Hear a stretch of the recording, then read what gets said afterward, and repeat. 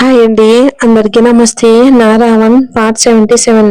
Supervisor ముగ్గురిని పైకి తీసుకుని వెళ్ళి ఎవరి రూమ్స్ వాళ్ళకి చూపిస్తాడు. రూమ్స్ లోకి వెళ్ళిన వాళ్ళు నోళ్లు తెరుచుకుని అలాగే చూస్తూ ఉంటారు. వాళ్ళు ఉంటున్న రూమ్స్ కన్నా రెండు పెద్దగా ఫుల్ ఫోర్స్ లుక్ తో లగ్జరీగా వాళ్ళకి ఇష్టమైన కలర్ పెయింటింగ్ తో ఎంతో కాస్ట్లీ ఫర్నిచర్ తో అందులో ఉన్న ప్రతి వస్తువు వాళ్ళకి ఎంతో ఇష్టమైన థీమ్ తో చూడడానికి మినీ ప్యాలెస్ లా ఉన్న రూమ్స్ ని చూసి ముగ్గురు ఫీజులు ఎగిరిపోతాయి. ఇంకా ఏదో అనుమానం వచ్చి గత గల డ్రెస్సింగ్ రూమ్ కి పరిగెత్తి క్లాత్ సెట్స్ తెచ్చి చూస్తారు. ఇంకా షాక్ కి గురవుతారు. వాటిలోనే ఉన్న డ్రెస్సుల్లో అన్ని వాళ్ళు వాడే బ్రాండెడ్ డ్రెస్సులు. ప్రతిదీ వాళ్ళకి ఇష్టమైన కలర్స్. ఒకటి ఉంది ఒకటి లేదు అనడానికి లేదు. అన్ని మోడల్స్ ఉన్నాయి. అదంతా చూసిన వాళ్ళకి తెలియకుండానే కళ్ళలో నుంచి నీళ్లు జారిపోయాయి. ముగ్గురి మనసులో ఒకే ప్రశ్న, ఇంత మంచి వ్యక్తిని ఎలా అబద్ధం చేసుకున్నారు అని సూరజ్ ప్రియ అనుకుంటే, మేఘ మాత్రం ఇంత మంచి వ్యక్తిన చంపాలి అనుకుంటుంది. నా అనుకున్న వాళ్ళకి ఏం అవసరమో ఏం ఇష్టమో చిన్న వస్తువు నుంచి మేఘకి మొదటిసారిగా వాళ్ళ అత్త అన్న మీద అనుమానం వచ్చింది. ఇదంతా ఆస్తి సిద్ధుబావ చేతిలోకి వెళ్ళిందని కాదు చంపాలి అనుకుంటుంది. వేరే విషయం ఉంది. మహతి అత్త విషయం అయి ఉంటుంది. కేవలం ఆస్తి తీసుకున్నారు అని చంపాలి అనుకోవట్లేదు.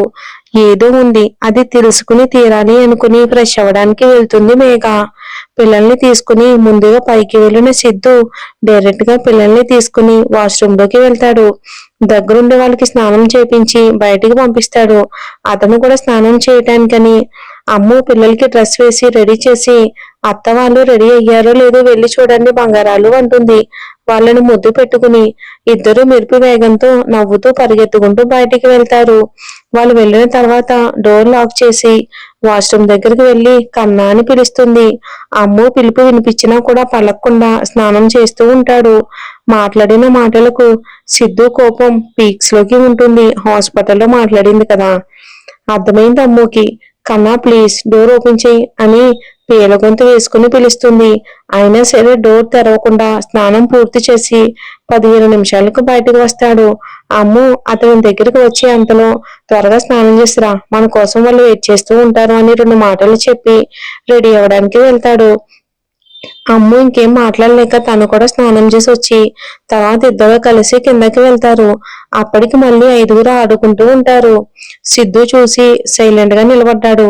అసలు అల్లరి తెలియని పిల్లల్లాగా వాళ్ళ వేషాలన్నీ చూసి చిన్నగా నవ్వుతూ రండి అని డైనింగ్ హాల్లోకి వెళ్తారు.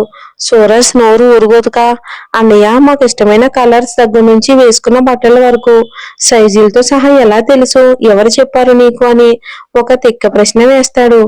సిద్ధు సూరజ్ వైపు అదే సీరియస్ లుక్ తో చూస్తాడు. సూరజ్ అబ్బా అన్నయ్య, మళ్ళీ అదే ఎక్స్ప్రెషన్స్. ఆ చూపుకి అర్థం ఏంటి? అన్నీ నీకు చెప్పాలా, లేకపోతే నీకు చెప్పే అవసరం లేదా, లేదంటే మూసుకుని సైలెంట్ గా చూస్తూ ఉండు అని అర్థమా? సిద్ధు మూడవదే అనేసరికి ప్రియ మేఘ నవ్వుతారు. వాళ్ళని చూసి సన్నీ బన్నీకి ఏమీ అర్థం కాకపోయినా వాళ్ళు కూడా నవ్వుతారు. మీ అందరికీ నేను ఒక జోకర్లా కనిపిస్తున్నానా అని ఉడుక్కుంటాడు సూరజ్. మా మంచి వదినమ్మ అంటాడు అమ్ము దగ్గరికి వెళ్లి చుట్టూ చేతిని వేసి నవ్వుతూ. ఎగస్ట్రాలు చేస్తే తొక్కి నార తీస్తాను అంటాడు సిద్ధు. సిద్ధు మాటకి ముగ్గురు బావురు కప్పల్లా నోరు తెరిచి అలాగే చూస్తూ, మాబోయ్ అన్నయ్య ఇదేం లాంగ్వేజ్ అంటాడు సూరజ్.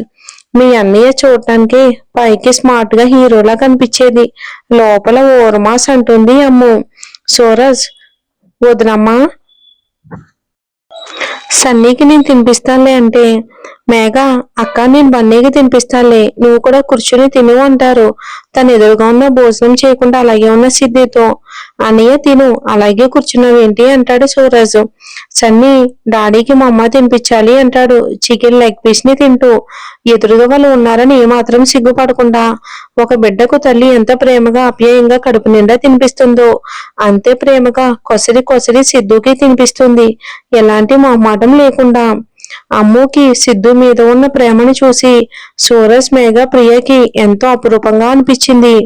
మేఘకి సిద్ధు అమ్ముల ప్రేమను చూస్తూ ఉంటే స్వచ్ఛమైన ప్రేమ జంటని వాళ్ళు ఏమైనా చేస్తారేమోనని ప్రతి క్షణం వాళ్ళ ప్రేమ ఆమెకు ఒక సవాలులాగా విసురుతుంది. వీళ్ళని నువ్వెలా కాపాడుకోగలవు అని మేఘాకి మనసులోనే బాధగా ఉంది. ప్రేమలు, ఆలోచనలు, అల్లరి నవ్వులతో భోజనాలు పూర్తి చేసి జాగ్రత్తగా వెళ్ళండి, వెళ్ళిన వెంటనే నాకు కాల్ చేయి అని సూరజ్కి చెప్పి అమ్ముని పిల్లల్ని తీసుకుని లోపలికి వెళ్తాడు సిద్ధు. ధ్రువ కోపంతో రగిలిపోతూ వర్క్ లో తననే తను బిజీ చేసుకోవాలి అనుకుంటాడు. కానీ పదే పదే మేఘ సిద్ధు ఇంటికి వెళ్ళిందని గుర్తుకు వస్తూ ఉంటే అంతకంతా కోపం పెరిగిపోతుంది. మొదటిసారిగా అతనికి వర్క్ అసలు చెయ్యాలని అనిపించట్లేదు. క్షణం ఒక యుగంలా గడుస్తుంది. మాటి మాటికి టైం చూస్తున్నాడు.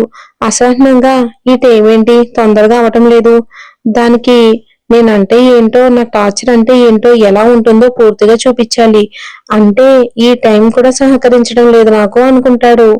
క్షణం ఒక యుగంలో అనిపిస్తూ ఉంటే అది మేఘాకి టార్చర్ చేయడానికి తొందరపాటు, అందుకే తనకు అలా అనిపిస్తుంది అనుకుంటున్నాడే కానీ అలా ఎందుకు అనిపిస్తుందా అని ఒకసారి కూడా ఆలోచించలేకపోతున్నాడు ధ్రువ.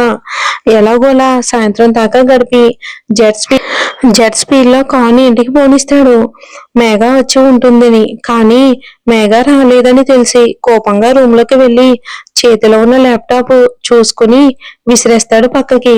ఇంత టైం అయినా రాలేదు, అసలు ఏమనుకుంటుంది, ఇది టైం ఎక్కువ గడిచే కొద్దీ నేను పెట్టే టార్చర్ టైం కూడా పెరుగుతూ ఉంటుందని మేఘా కోసం వెయిట్ చేస్తూ బాల్కనీలో కూర్చుని డ్రింక్ చేస్తూ ఉంటాడు. అలా నైట్ 9:30 అయినా కూడా మేఘా రాకపోయేసరికి సలసల మరిగిపోతూ ఉంటాడు ధ్రువ. తీరిగ్గా 10 గంటలకి ఇంటికి చేరుకుంటారు ముగ్గురు.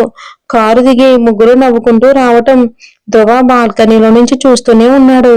లోపలికి వచ్చిన ముగ్గురికి భువన ఇంటి మధ్యలోనే స్వింగ్ చైర్లో హాల్లో కూర్చుని కాలు మీద కాలు వేసుకుని ఊగుతూ ఉండడం చూసి మేఘాకి గుండె జారి కడుపులోకి వచ్చింది. ప్రియాకి కూడా ఒక క్షణం భయం వేసింది తల్లిని చూసి.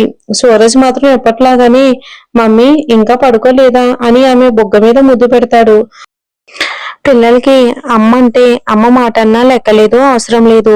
కానీ తల్లికి పిల్లలు చెయ్యి అన్నా, ఎదిరించి మాట్లాడినా, ఏం చేసినా సరే తల్లికి పిల్లలు కావాలి. వాళ్ళ కోసం ప్రతి క్షణం తప్పించిపోతూనే ఉంటుంది.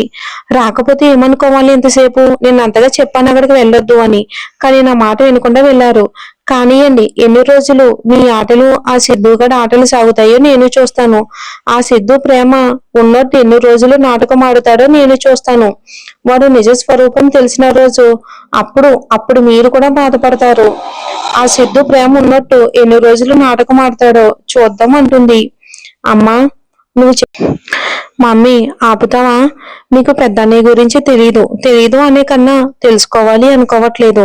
అన్నయ్య గురించి ఇలా నెగిటివ్ గా మాట్లాడడం, ఆలోచించడం మానేసి డాడీ దగ్గర ఎంత సేఫ్ గా ఉంటామో మేము అంతే పెద్ద అన్నయ్య దగ్గర ఉంటాము అని ఆమెతో ఎక్కువ వాదించకుండా అక్కడి నుండి తన రూమ్ లోకి వెళ్ళిపోతారు. మేఘా వైపు భువన చంపేసేలా చూస్తూ దీనికి కూడా ఇంత ధైర్యం వచ్చిందా అని ఆ చూపుల దాడికి తట్టుకోలేక మేఘ పిల్లలా జారుకుంటే ప్రియ కూడా తన వెనకాలే వెళ్తుంది. మేఘ అమ్మో ఏంటా చూపులు, మనిషిని చంపేసేటట్టు, ఆ చూపులకే పవర్ ఉండుంటే భస్మం అయిపోయేదాన్ని అని అనుకుంటూ లోపలికి వచ్చి డోర్ లాక్ చేసుకుని వెనక్కి తిరిగి గుండెల మీద చెయ్యేసుకుంటుంది. మరి ధ్రువ ఏం చేస్తాడో ఏంటో వచ్చే ఎపిసోడ్ లో చూద్దాం.